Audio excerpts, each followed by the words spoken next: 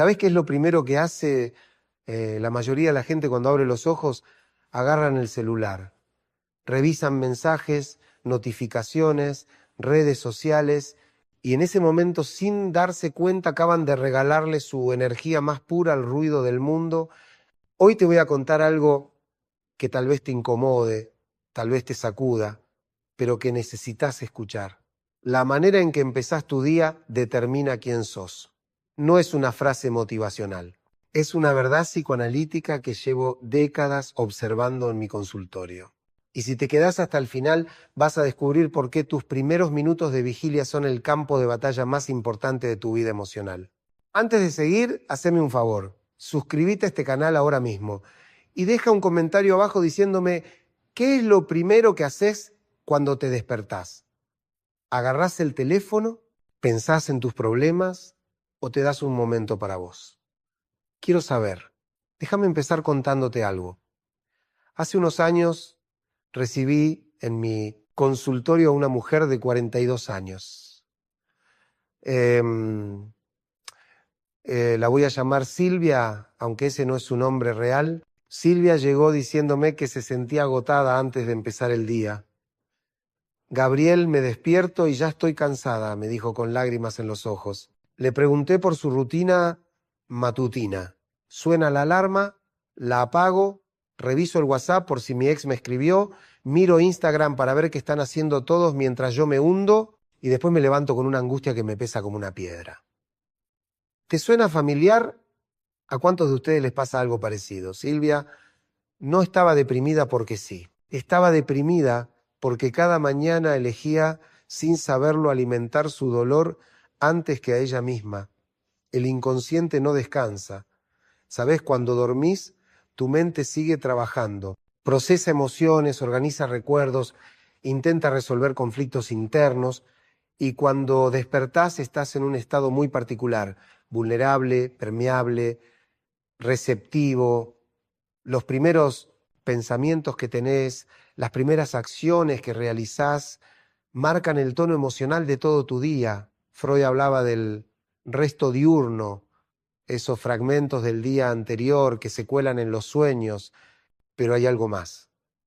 También existe el resto nocturno, todo ese material inconsciente que emerge cuando abrís los ojos. Estás atravesando una frontera entre dos mundos, el del sueño y el de la vigilia. Y en esa frontera delgada, frágil, decidís, consciente o inconscientemente, qué mundo vas a habitar hoy. Escúchame bien. No estoy diciendo que tenés que despertar con una sonrisa falsa y decir afirmaciones positivas frente al espejo. Eso es basura emocional. Lo que te digo es otra cosa. Tenés que aprender a proteger tu despertar. Porque si lo primero que haces es abrir las compuertas al caos externo, estás perdido antes de empezar. Pensá en esto. Imagina que tu mente es como una casa recién amanecida. Las ventanas están empañadas, hay silencio, todo está en calma. Ahora imagina que en lugar de abrir esas ventanas con cuidado, las reventás de un golpe y dejás entrar de todo. Las exigencias del trabajo, las expectativas de los demás, las comparaciones en redes sociales, las preocupaciones financieras, las heridas del pasado. ¿Qué pasa con esa casa? Se llena de corrientes de aire frío, se ensucia, pierde su centro. Así arranca el día de millones de personas y después se preguntan por qué viven angustiados. Volvamos a Silvia. Le propuse un experimento muy simple. Silvia, le dije, durante una semana, cuando suene la alarma, no toques el celular. Quédate en la cama 30 segundos más.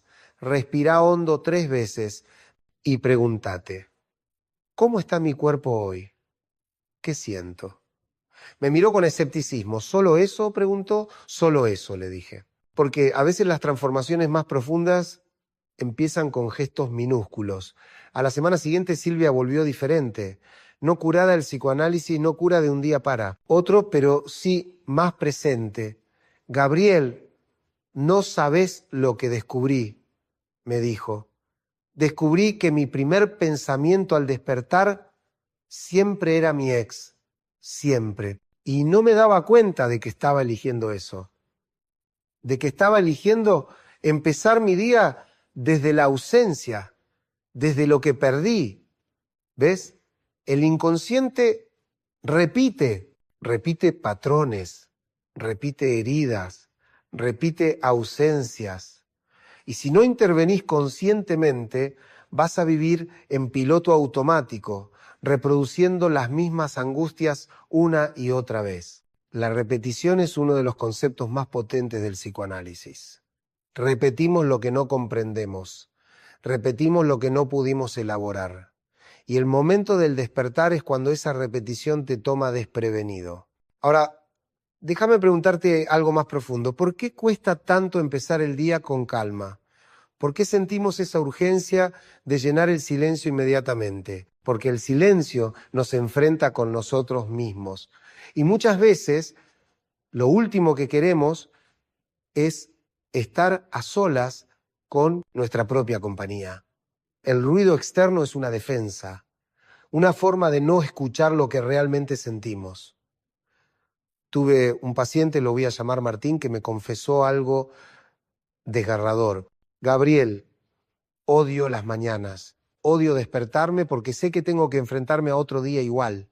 Trabajo en algo que no me gusta, vivo con alguien con quien ya no tengo nada que decir y siento que mi vida es una mentira. Martín había construido su vida entera desde el deber ser. Hizo todo lo que se esperaba de él, estudió una carrera prestigiosa, se casó joven, tuvo hijos, compró una casa, pero nunca se preguntó qué quería él. Y cada mañana, al despertar, su inconsciente le gritaba esa verdad que su conciencia no quería oír. ¿Cuántos Martínez hay en el mundo? ¿Cuántas personas se levantan cada día sintiéndose prisioneros de una vida que no eligieron? Y el problema no es solo que vivan así. El problema es que ni siquiera se dan cuenta de que tienen una elección, porque nos enseñaron que la vida es sufrimiento, que hay que aguantar, que así son las cosas. Pero yo te digo otra cosa. La vida puede ser difícil, sí, pero no tiene por qué ser una condena. El primer acto de rebeldía emocional que podés hacer es tomar conciencia de cómo empezás tu día. No para cambiarlo de golpe, eso es imposible, sino para empezar a conocerte, porque el autoconocimiento es el primer paso hacia la libertad. Acordate de esto, el amor y el dolor son inseparables. La vida nos enfrenta siempre a la pérdida, pero también nos da cada mañana la oportunidad de elegir. No es una elección fácil, no es una elección que se hace una vez y listo. Es una elección que tenés que renovar todos los días, en esos primeros minutos de vigilia, cuando todavía no te pones la máscara social y podés ser vos, frágil y verdadero. Hay una escena que se repite en mi consultorio. Alguien llega y me dice, Gabriel, no sé qué me pasa, estoy triste todo el tiempo. Y cuando exploramos juntos, descubrimos que esa tristeza tiene un horario. Aparece más fuerte a la mañana. ¿Por qué? Porque la mañana es el momento en que todavía no estamos distraídos, no estamos ocupados, no estamos entretenidos. Estamos desnudos frente a nosotros mismos. Y esa tristeza que arrastramos, ese duelo no elaborado, esa herida no cicatrizada nos espera ahí, en el umbral del día, pidiéndonos atención. Escúchame, el duelo no es una enfermedad, es el precio del amor. Todos estamos atravesados por pérdidas. Algunos perdieron a seres queridos, otros perdieron amores, trabajos, sueños, versiones de sí mismos. Y esas pérdidas están ahí, dentro tuyo, esperando ser reconocidas. Si no les das espacio, si no les das palabras, van a manifestarse de todas formas, en angustia, en insomnio, en esa sensación de vacío que no sabes de dónde viene. Entonces, ¿qué hacemos con todo esto? ¿Cómo empezamos el día de una manera que nos respete, que nos cuide, que nos ayude a vivir más conscientes? Te voy a dar algunas claves. No son recetas mágicas. Son herramientas que he visto funcionar tanto en mi vida como en la de mis pacientes. Primero, crea una transición consciente entre el sueño y la vigilia. Cuando suena la alarma, no saltes de la cama como si tu vida dependiera de eso. Quédate unos minutos ahí sintiendo tu cuerpo. ¿Dónde hay tensión? ¿Dónde hay calma? Respirá profundo. No hace falta que medites ni que hagas nada complicado. Solo respirá y sentí. Ese simple acto de presencia ya cambia algo. Te devuelve a vos mismo antes de que el mundo te reclame. Segundo, no agarres el celular inmediatamente.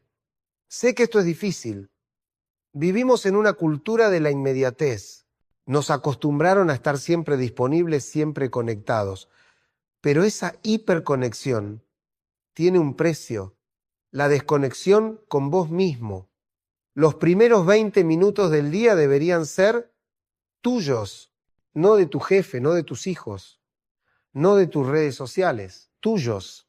Protege ese tiempo como si tu salud mental dependiera de eso, porque depende. Tercero, hace algo que te ancle en el presente. Puede ser preparar un café con atención plena, sentir el agua caliente en la ducha, escribir 3 líneas en un cuaderno sobre cómo te sentís. No importa qué sea. Lo importante es que sea un ritual que te conecte con el aquí y ahora. Los rituales no son supersticiones. Son formas de darle estructura al caos, de decirle a tu inconsciente, estoy acá, estoy presente, este es mi momento. Cuarto, pregúntate algo radical cada mañana. Y esta pregunta va a incomodar a más de uno. Pregúntate, ¿estoy viviendo la vida que quiero vivir? No todos los días vas a tener una respuesta clara, no todos los días vas a poder cambiar algo, pero el solo hecho de hacerte la pregunta ya es un acto de honestidad, porque la mayoría de la gente vive en negación. Viven reprimiendo sus deseos, acallando su voz interior, sometiéndose a lo que los demás esperan de ellos. Y un día despiertan con 50 años y se dan cuenta de que vivieron la vida de otro. Déjame contarte otra historia. Había una paciente, la llamaré Laura, que vino a verme porque no podía levantarse de la cama, literalmente. Tenía un trabajo estable, una pareja, una vida aparentemente ordenada, pero cada mañana sentía un peso inmenso que la mantenía pegada al colchón. Es como si mi cuerpo supiera algo que mi mente no quiere aceptar, me dijo, y tenía razón. Su cuerpo estaba hablando. Estaba diciéndole, no quiero esta vida, pero ella no lo escuchaba, o no se permitía escucharlo. Trabajamos meses juntos. Laura empezó a darse cuenta de que había construido su vida para complacer a su madre, que siempre soñó con tener una hija exitosa en los negocios. Pero Laura, en el fondo, siempre quiso ser maestra de jardín de infantes. Amaba a los niños, le encantaba esa conexión simple, esa pureza, pero lo había enterrado porque no era serio, porque no daba. Plata porque su familia se iba a decepcionar. ¿Qué pasó cuando Laura finalmente tomó la decisión de cambiar de carrera? No fue fácil. Hubo peleas familiares, hubo miedos, hubo noches de insomnio, pero algo cambió radicalmente. Volvió a poder levantarse de la cama. Sus mañanas dejaron de ser una tortura, porque estaba por fin viviendo desde su verdad, no desde la verdad de otro. Esto es algo que muchos terapeutas no te van a decir, pero yo sí. A veces la depresión no es una enfermedad, es una respuesta sana a una vida enferma, es tu psique diciéndote, pará, esto no va, algo tiene que cambiar. Y si seguís ignorando esa voz, si seguís empujándola hacia abajo con pastillas, con distracciones, con frases motivacionales vacías, va a explotar de otra forma, en tu cuerpo, en tus relaciones, en tus crisis de pánico. El momento del despertar te pone frente a esa verdad incómoda. Por eso tanta gente lo evita. Por eso agarran el celular, prenden la tele, salen corriendo de casa. Porque si se quedan quietos, si se permiten sentir, van a tener que enfrentar lo que están evitando. Y eso da miedo. Pero acá viene lo paradójico, el miedo no se va evitándolo. El miedo se va atravesándolo. Cada vez que te animás a estar con tu incomodidad, con tu angustia, con tu tristeza, estás dando un paso hacia la libertad. No la libertad de no sentir, eso es imposible y además indeseable, sino la libertad de elegir cómo responder a lo que sentís. Freud decía que el objetivo del psicoanálisis es transformar la miseria neurótica en infelicidad común. Suena duro, ¿no? Pero es profundamente liberador, porque implica aceptar que la vida tiene dolor, que no existe un estado permanente de felicidad, que vas a tener días de mierda, pero que en ese sufrimiento inevitable podés encontrar sentido, podés encontrar crecimiento, podés encontrar humanidad. Las mañanas son, en ese sentido, un microcosmos de tu vida entera. Cada mañana es una pequeña muerte y un pequeño nacimiento. Morís al día anterior y nacés a uno nuevo. Y en ese pasaje, en ese umbral, tenés la oportunidad de decidir quién querés ser hoy. No de forma grandiosa, no con grandes declaraciones, sino con pequeños gestos, con pequeñas elecciones. Ahora, si me estás escuchando y sentís que tu vida está lejos de donde querés que esté, déjame decirte algo importante. Está bien, no te juzgues. La mayoría de nosotros vivimos años, a veces décadas, en piloto automático. Nos enseñaron a funcionar, no a vivir, a producir, no a sentir, a aparentar, no a ser. Romper con eso requiere coraje, requiere honestidad brutal con vos mismo y requiere paciencia. El cambio no es lineal. Vas a tener mañanas en las que te vas a levantar con toda la intención de empezar diferente y vas a volver a caer en los mismos patrones. Y está bien. La transformación psíquica no es un evento, es un proceso, es una espiral. Volvés sobre los mismos temas, pero cada vez desde un lugar un poquito más consciente, un poquito más libre. Tuve un paciente, voy a llamarlo Diego, que era adicto al trabajo, se levantaba a las 5 de la mañana todos los días y ya estaba con la computadora, fin de semana, feriados, vacaciones, siempre trabajando. Cuando le pregunté por qué, me dijo, porque si paro, no sé quién soy. Ahí está. Ahí está el miedo que mueve a tantos. El miedo a la quietud, al vacío, a descubrir que tal vez no somos lo que creíamos ser. Diego había construido su identidad entera alrededor de ser productivo, exitoso, indispensable, pero un día tuvo un ataque de pánico. Su cuerpo dijo basta, y cuando llegó a mi consultorio estaba aterrado, no del ataque de pánico en sí, sino de lo que el ataque reveló, que su vida era insostenible, que estaba viviendo en una mentira. Le propuse algo radical, quedarte una mañana entera sin hacer nada. Nada de trabajo, nada de ejercicio, nada de productividad. Solo estar, sentarse con un café y mirar por la ventana, dejarse aburrir. Es que no puedo, me dijo. ¿No podés o no te animás?, le respondí, porque ahí está la diferencia.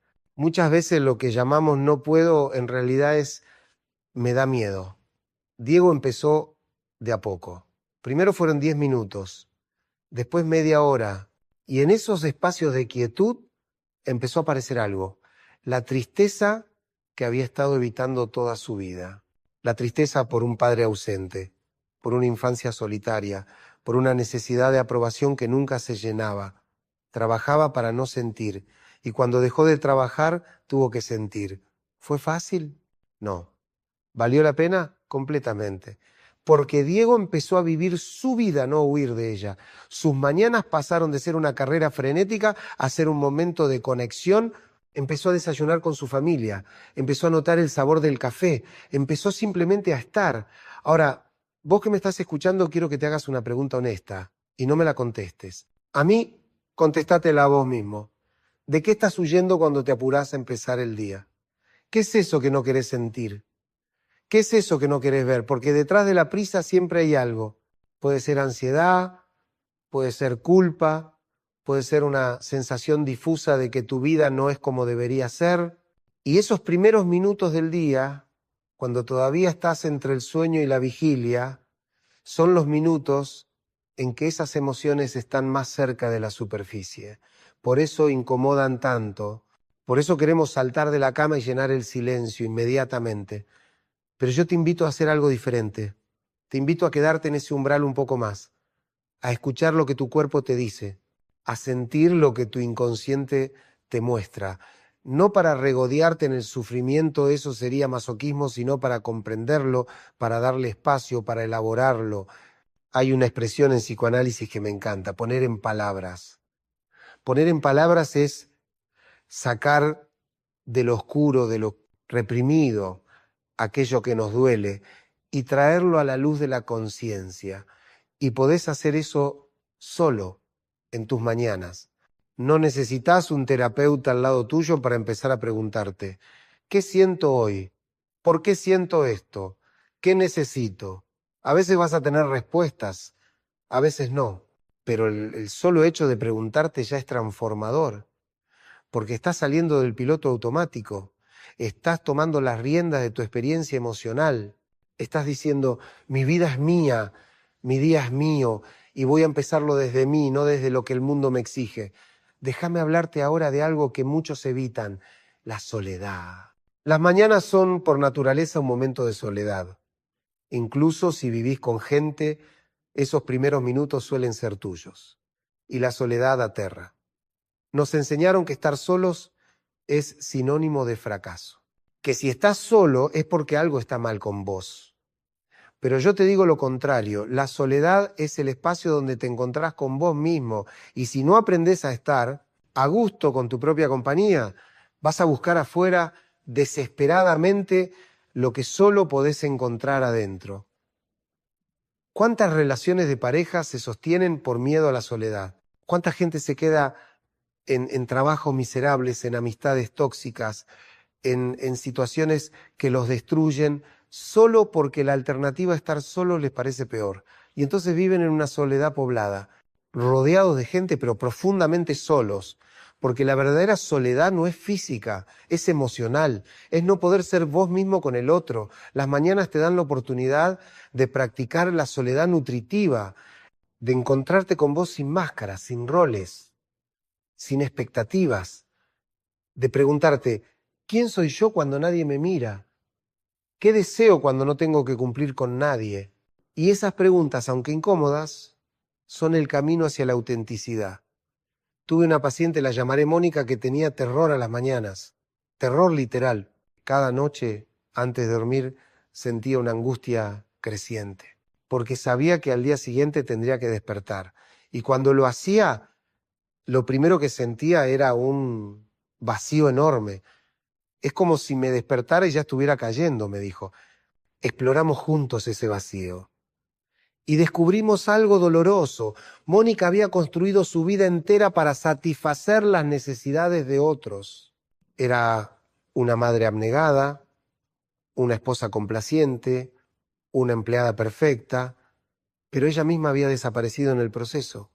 No sabía quién era, no sabía qué le gustaba, no sabía qué deseaba. Y cada mañana, cuando despertaba, se enfrentaba con esa ausencia insoportable. ¿Cómo salís de ahí? Primero reconociendo que estás ahí. Mónica había pasado años negando su insatisfacción, tapándola con ocupaciones, con responsabilidades, con el discurso de así es la vida, pero su inconsciente no se dejó engañar. Ese terror matutino era su psique gritando, existí, aparecé, viví tu vida. Y poco a poco Mónica empezó a reconquistarse. Empezó con cosas chiquitas. Se levantaba 15 minutos antes que el resto de la familia para tomar un té sola, en silencio. Empezó a escribir en un cuaderno lo que sentía, sin censura. Empezó a preguntarse qué quería hacer, no qué debía hacer. Y con el tiempo, ese vacío empezó a llenarse, no con las expectativas de otros, sino con ella misma. Porque esa es la paradoja hermosa del psicoanálisis. Cuando te encontrás con tu verdad, por más dolorosa que sea, empezás a vivir. Cuando dejás de fingir, cuando dejás de reprimir, cuando te animás a ser quien realmente sos, la vida cambia. No necesariamente se vuelve más fácil, pero se vuelve más tuya. Las mañanas entonces son una invitación diaria a ese encuentro, a preguntarte, ¿voy a vivir hoy desde mi verdad o desde la mentira que construí para sobrevivir? Y no esperes que la respuesta sea siempre heroica. Hay días en los que vas a elegir la mentira, porque es más fácil, porque es más segura, porque cambiar da miedo. Pero el solo hecho de saber que estás eligiendo ya es un paso enorme. Ahora, quiero hablar de algo que aparece mucho en mi consultorio, la culpa.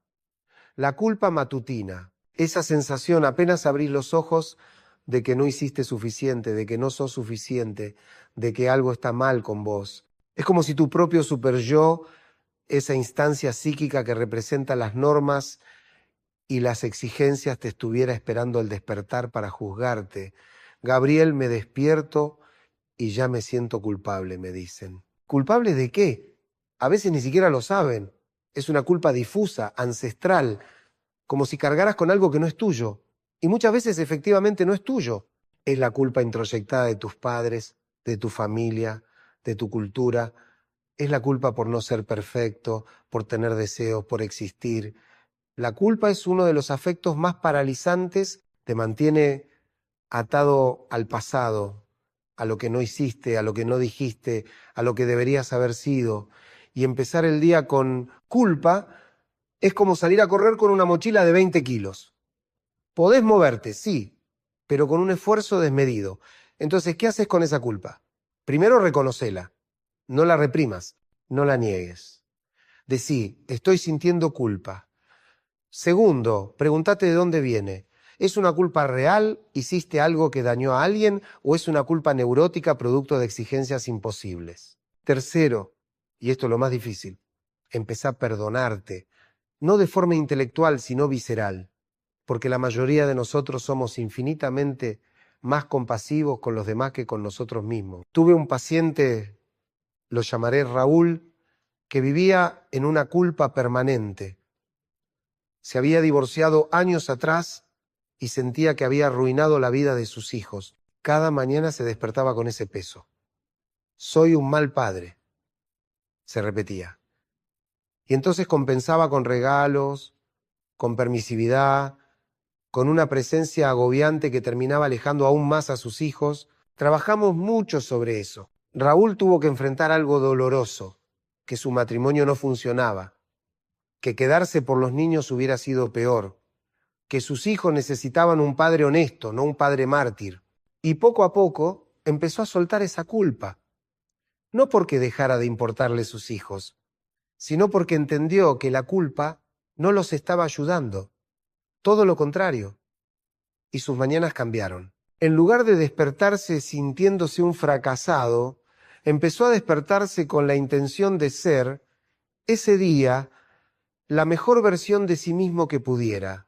No perfecto, pero presente, auténtico, auténtico. Y sus hijos lo notaron, porque los hijos no necesitan padres perfectos, necesitan padres reales.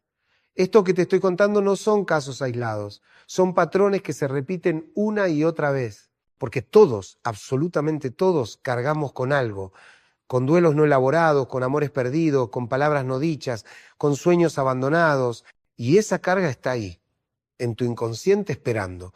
Y cada mañana, cuando tu conciencia todavía no está del todo alerta, esa carga aparece. Por eso te digo, no subestimes el poder de cómo empezás tu día.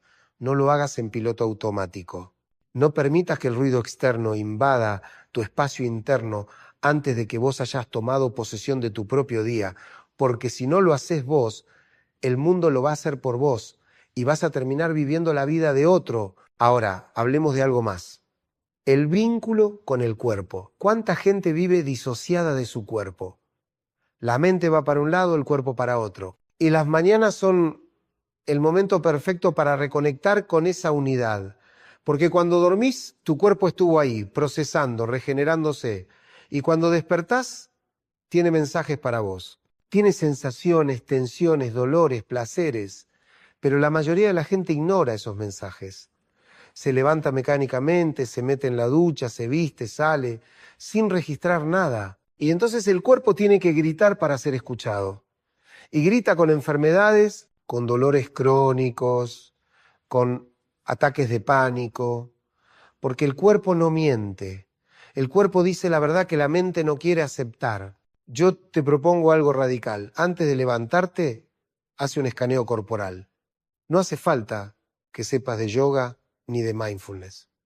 Simplemente con los ojos cerrados, recorre mentalmente tu cuerpo. Empezá por los pies. ¿Cómo están? ¿Hay tensión? Subí por las piernas, el abdomen, el pecho, los hombros, el cuello, la cabeza. ¿Dónde hay incomodidad? ¿Dónde hay bienestar? No se trata de cambiar nada. Se trata de registrar, de tomar conciencia. Porque cuando tomás conciencia de tu cuerpo estás diciendo, existo, estoy acá, soy un ser encarnado, no solo una mente flotante. Y esa simple toma de conciencia ya cambia tu relación con vos mismo. Tuve una paciente, la llamaré Cecilia, que sufría de dolores de espalda crónicos. Había ido a 1000 médicos, había hecho 1000 estudios y todo daba normal. Cuando llegó a mi consultorio me dijo, Gabriel, no sé qué hacer. Este dolor me está destruyendo la vida. Le pregunté cuándo había empezado. Hace 3 años cuando mi mamá se enfermó. ¿Ves la conexión? El cuerpo de Cecilia estaba expresando lo que su mente no podía. El peso de cuidar a una madre enferma, el peso de sentirse responsable, el peso de no poder ser ella misma. Ese dolor era real.